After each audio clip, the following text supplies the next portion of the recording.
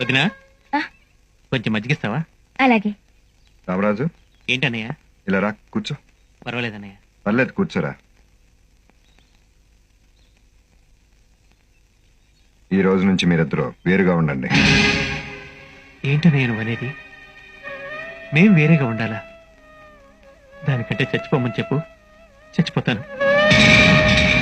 అది కాదురా, ఈ ఇంట్లో అందరం కలిసే ఉంటాం, కాకపోతే వంట మాత్రమే వేరు.